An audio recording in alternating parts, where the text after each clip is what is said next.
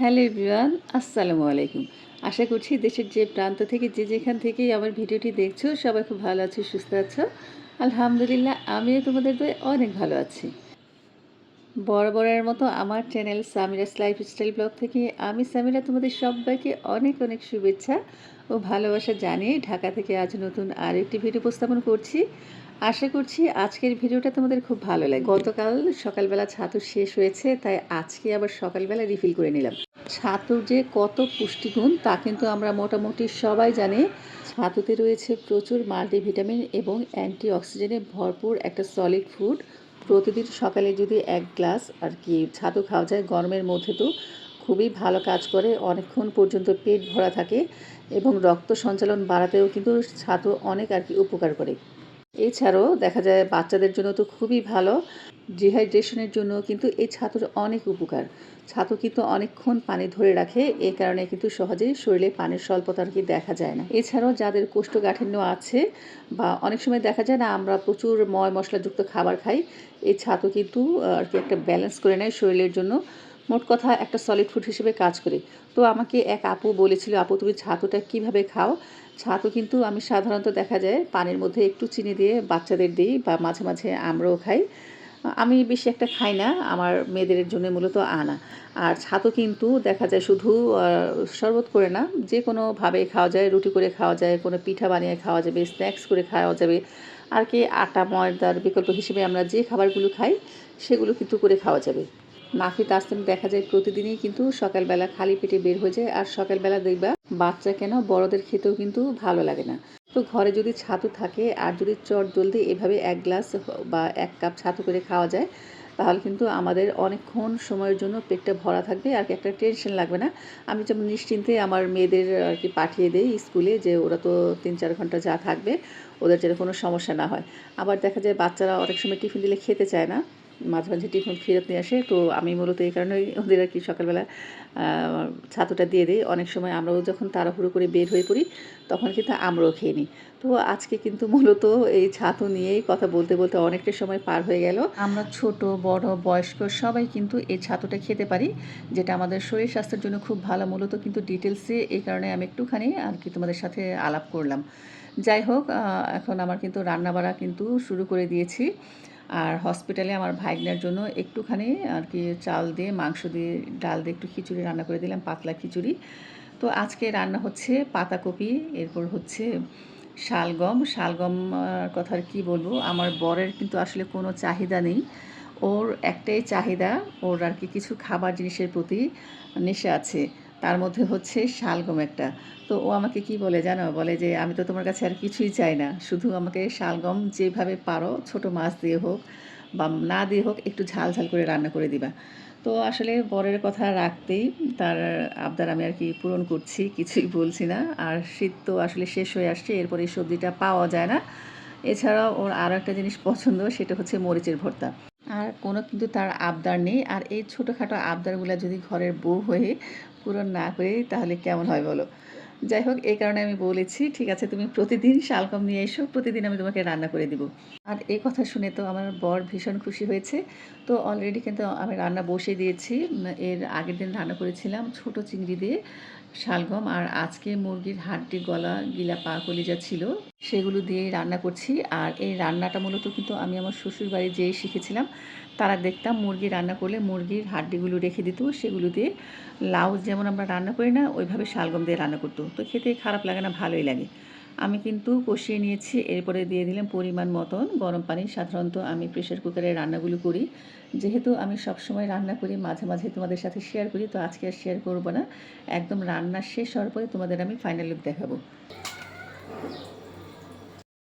আমি কিন্তু শিং মাছটাকে খুব সুন্দর মতন ঘষে নিয়েছি। অনেকেই দেখি যে মাছের ভিতরে কেমন যেন কালো কালো থেকে যায়, কিভাবে এরা খায় আমি জানি না। শিং মাছটা আসলে ভালো মতন পরিষ্কার করতে হয়, আর এই কারণে কিন্তু আমি একটা তারের সোবা ব্যবহার করি। আর এই সোবাটা আমি মাছ ডলার জন্যই রেখেছি। অনেক সময় দেখা যায় বড় বড় মাছ নিয়ে আসে, সেই মাছগুলো কিন্তু প্রথমেই আমি তারের সোবা দিয়ে ঘষে নিই। এরপরে কিন্তু দেখা যায় লবণের মধ্যে কিছুক্ষণ মাখিয়ে রেখে ভালো মতন ধুয়ে রান্না করে নিই। এতে করে যেমন ব্যাকটেরিয়া দূর হবে, তেমনি কিন্তু পরিষ্কার পরিচ্ছন্ন থাকলে নিজের কাছেও ভালো লাগে। তো দেখো আমার কিন্তু তরকারি রান্না হয়ে গেছে, শালগমের তরকারি হয়ে গেছে। আর আমি কিন্তু পাতাকপিটাও বাগার দিয়ে নিয়েছি। এখন দিয়ে দিব ফ্রেশ ধনেপাতা কুচি। ডালও কিন্তু আমি বাগার দিয়ে নিয়েছি। ডালেও আর কি ধনেপাতা কুচি দিব। আসলে এই শীতের সিজনের টমেটো ধনেপাতা না দিলে আসলে তরকারিতে ভালো লাগে না। তো দেখো আমি মাছগুলো কিন্তু পিস পিস করে কেটে নিয়েছি। মাছগুলো বেশ বড় সাইজেরই ছিল। আর সাথে দিয়েছি 3 থেকে 4টা নতুন আলু। টমেটো, আলু, ধনেপাতা দিয়ে আমার কিন্তু শিং মাছটা এভাবেই খেতে ভালো লাগে। অন্য কোনো সবজি দিয়ে বা ভুনা খেতে ভালো লাগে না। তো আমি দিয়ে দিলাম স্বাদ মতো লবণ আর একসাথে সব কিছু ভালো মতন কষিয়ে নিব। আর শিং মাছ কিন্তু খুব নরম একটা মাছ, এই কারণে বেশি একটা নাড়াচাড়া করা যাবে না। এই যে আমি এখন প্রথম পর্যায়ে নাড়াচাড়া করে দিলাম, এরপর আর বেশি নাড়ব না। তো তোমরা দেখতেই থাকো ফুল রেসিপিটা, আশা করছি ভালো লাগবে। আর এখন এখানে দিয়ে দিলাম 1 মোটের মতন পেঁয়াজের কুলি। এরপরে এই যে দেখো আমি কীভাবে কড়াইটা ঝাঁকিয়ে ঝাঁকিয়ে আর কি নাড়াচ্ছি, এতে করে কিন্তু দেখা যায় মশলা বা মাছগুলো কিন্তু লেগে যাবে না। তো খুব সুন্দর মতন কিন্তু কষানো হয়ে গেছে। এখন আমি দিয়ে দিলাম পরিমাণ মতন গরম পানি। তরকারিতে কিন্তু গরম পানি ব্যবহার করলে খুবই ভালো হয়, যেমন টেস্টের দিকেও ভালো হয়, তাড়াতাড়ি সেদ্ধ হয়ে যায়, সময়ও কম লাগে। তো এই পর্যায়ে আমি দিয়ে দিলাম 3-4টা কাঁচামরিচ। কাঁচামরিচের মাথাটা আমি একটু ভেঙে দিয়েছি যেন আর কি কাঁচামরিচের ফ্লেভারটা পাওয়া যায়, কিন্তু ঝালটা যেন বের না হয়। আর বলেছিলাম না আমার বরের পছন্দ 2টা খাবার, তার মধ্যে একটা হচ্ছে ভর্তা। তো সে কাঁচামরিচ এনে আমাকে বলেছে আমি যেন তাকে একটু ভর্তা করে দিই। তো এখানে আমি নিয়েছি প্রায় 1 মুঠের মতো কাঁচামরিচ, আরও দিয়েছি বড় একটা সাইজের রসুন আর দিয়েছি পেঁয়াজ।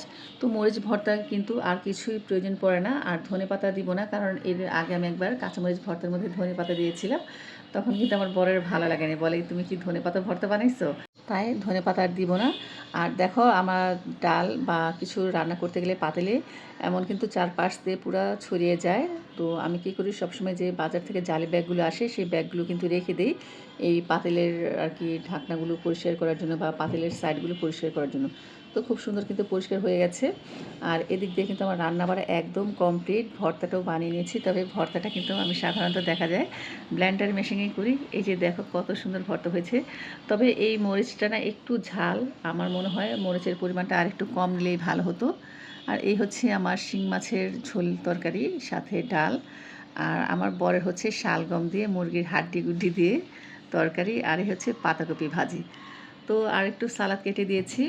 আর এখন আমার বর খেতে চলে আসছে, ওকে খেতে দিব, আমরাও খাবো। ঘড়িতে এখন প্রায় 2:30টার মতো বাজে। নাফি তাসনিমকে দুজনকেই খাইয়ে দিতে হবে, এই কারণে আর কি ওরা খেতে বসলে না। মাছ রান্না করেছি না, এখন তো আজকে আরও খাবে না। আর মাও কিন্তু আজকে বাসায় আছে, হসপিটালে অনেকবার যেতে চেয়েছে, আমরা যেতে দিইনি, বলেছি একবারে ওকে সিটে দেখ তারপরে যাবেন।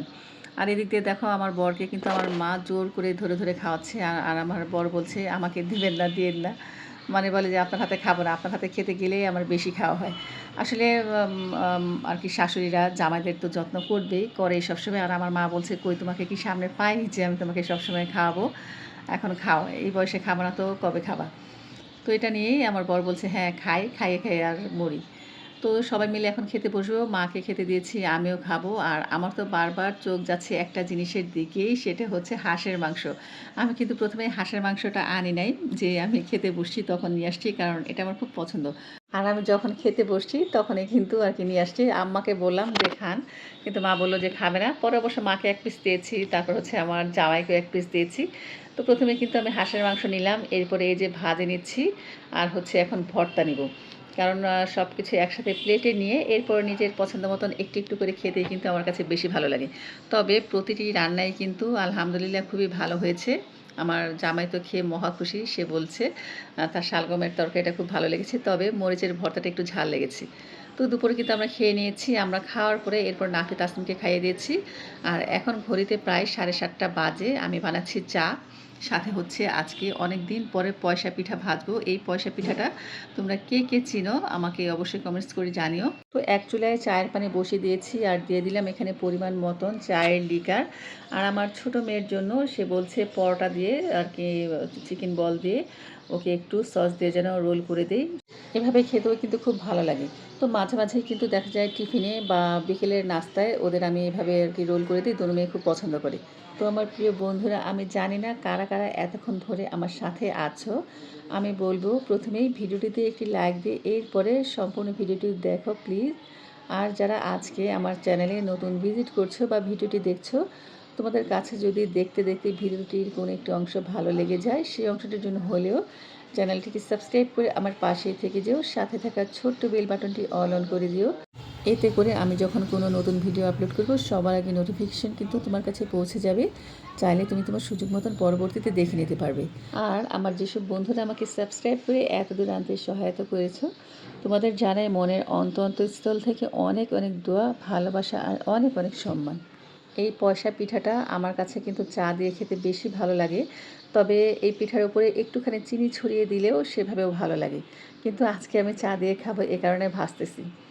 আর এই পিঠাটা না আমাকে আমার ছোট খালা দিয়েছে। আমার আসলে জানে এই পিঠা পছন্দ। কিন্তু আমি তো বানাতে পারি না। মানে পারি কিন্তু কখনো চেষ্টা করিনি। আর যখন দেশে গিয়েছিলাম তো আমার খালামণি আমাকে দিয়ে দিয়েছিল। ঘরে প্রায় ১ বছর হয়ে গেছে কিন্তু পিঠাগুলো কিন্তু একদম ভালো আছে। আসলে কড়া রোদে শুকানো হয়েছিল। এই কারণে কিন্তু অনেক ভালো আছে। তো পিঠাগুলো কিন্তু আমি ভেজে নিয়েছি। আর সকালবেলা আমার ভাগ্নের জন্য যে আমি খিচুড়ি রান্না করেছিলাম, ১ পিস ব্রেস্ট পিস নিয়েছিলাম, সেখান থেকে অর্ধেকটা মাংস খিচুড়িতে দিয়েছি। আর একটু সাইড থেকে মাংস রয়ে গিয়েছিল, সেই ২ পিস একটু মশলা মাখিয়ে রেখে দিয়েছি যে মেয়েরা খেতে পারবে।